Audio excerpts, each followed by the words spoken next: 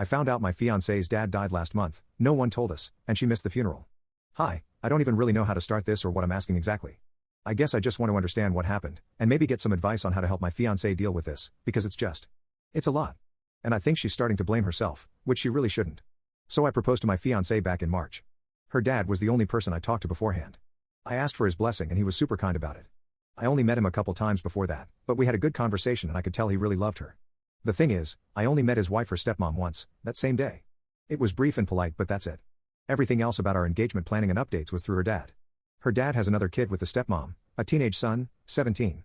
My fiancée always kind of kept some distance from that part of her dad's life.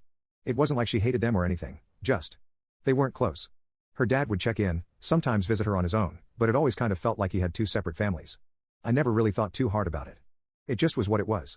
Then in April, while we were starting to figure out the engagement party and save the dates and all that, he passed away. We didn't even know. We didn't hear anything from anyone. No call, no text, not even a weird silence. Nothing. We only found out this week because one of her cousins posted something online about missing him after the funeral and my fiancée texted them like, "What do you mean, the funeral?" And they were like, "Everyone was surprised you didn't show." She just shut down. I think she's still in shock. Her dad is gone. She didn't get to say goodbye. She didn't even get told he was dead. The funeral already happened. She missed it. And no one told her. Not her stepmom, not even her own brother, not anyone. And what makes it worse is, now that she's tried to reach out to people, cousins, her aunt, even her dad's friend, she keeps getting these weird half responses that make her feel like she should have known or been there. Like they're judging her for not showing up, when nobody invited her in the first place. She keeps asking me if she did something wrong. She's wondering if her dad was mad at her. I do think he was happy for us, but now I don't even know what's true anymore. I guess I just don't understand how something like this happens. I know grief makes people act strange and there might be stuff we don't know. I don't want to assume the worst about her stepmom. Maybe she was overwhelmed, or didn't have our contact info, though I feel like she must have had some way to reach out. But I also don't want to make excuses for someone who let my fiancée find out her dad died a month later from a Facebook post. It's starting to feel uncomfortably close to full-on evil stepmom territory, and I hate even thinking that, but this just feels so cold. She's devastated and I don't know what I'm supposed to say or do. I can't fix it. She just keeps saying she can't believe she wasn't there. That she wasn't even given the chance. And I'm angry too, but mostly I just feel helpless. And sad for her. I guess what I'm really asking is, how do I help my fiancée grieve someone she didn't even get the chance to say goodbye to? She keeps wondering if her dad was upset with her, or if she missed some sign, and now the way her family's reacting is only making her feel worse. I want to support her without making her feel like she has to perform grief on anyone else's timeline, or carry blame for something that was never her fault. Mini update, I found where her dad is buried and got contact info for who I think is her half-brother. When I showed her the profile to confirm, she shut down and panicked, but it did confirm for me that it's definitely him. She doesn't want to reach out right now, but I might. Update 1, we finally found out where her dad was buried, and I managed to get in touch with her half-brother. When I showed her who I thought it was, she panicked and did not want anything to do with it. She still does not know I went ahead and talked to him. To be honest, I expected lies or deflection, but what I got was more frustrating. He was not defensive, just cryptic. He said he knows exactly why her side of the family cut her off and that she knows too. He would not tell me what it was and just kept saying I should ask her because I would not believe him anyway. Then he added, sarcastically, that if she is even capable of telling me the truth, I would already know. He did say he had tried calling and texting her after their dad passed, but she has him blocked on everything. He also said he tried to make sure she was included, but she made it clear a long time ago that she wanted nothing to do with him. He knows she has always hated him just for existing. He ended the conversation by saying he was calling her bluff. That she does not really want anything to do with her dad's side of the family. He even asked, did she ever say she was inviting any of them to the wedding? That part stung a little. I will not pretend to know the full story, but I am starting to feel like this is not a case of one person being awful. It feels more like years of silence and resentment that turned into something cruel. We did get some clarity on the legal side. There probably will not be a fight with the stepmom. The brother told me everything that is needed. We are working with a lawyer, but it will take time.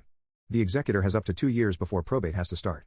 Even then, anything she may be entitled to would be split evenly with him, and only applies to accounts that were solely in her father's name. We are not expecting anything substantial, but she deserves to know she was not forgotten. Since real closure is out of reach, we are creating our own. Someone suggested planting a memorial tree. We love that idea. We are currently looking for a good starter tree, and she is going to write her father a letter to bury under it. It is not a solution, but it is something real and peaceful she can hold on to. There probably will not be another update. I am realizing that trying to untangle her family's damage might only hurt our relationship.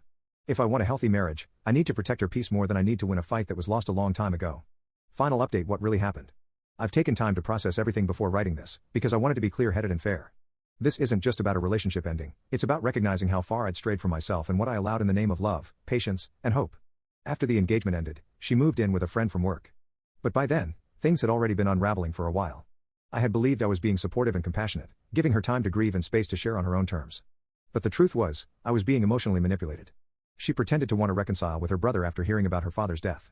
At the time, it felt like a breakthrough. I thought she was softening, maybe healing. But that was just a performance to win sympathy and deflect hard questions.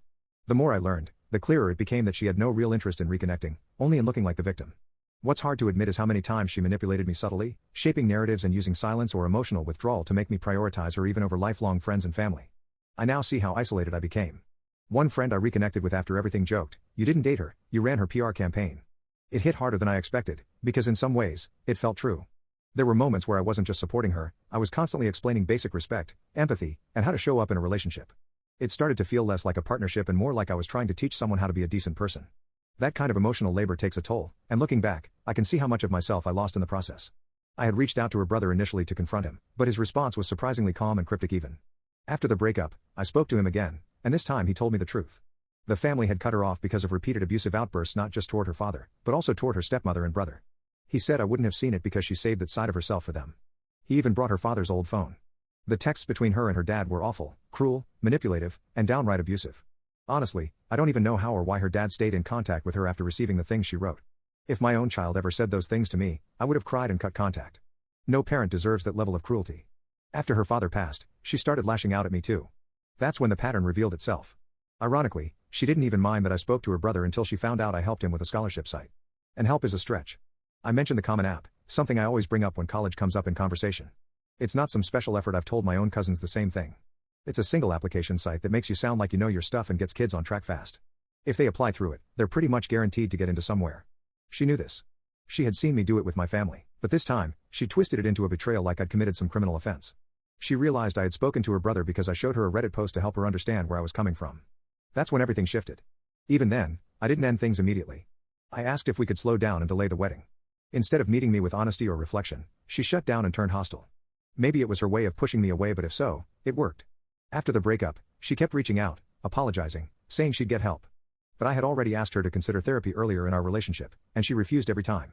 Now that everything has come to light, I can't see myself marrying her, much less raising a child with someone who hides so much, lashes out when cornered, and only offers change when everything is already broken. My family has been nothing but supportive through all of this. My sister is even staying with me right now. She joked that it's for my protection, but honestly, it just feels good to have family around again. For the first time in a while, I feel like myself. So that's it. No more what ifs or excuses. Just the truth, and a fresh start.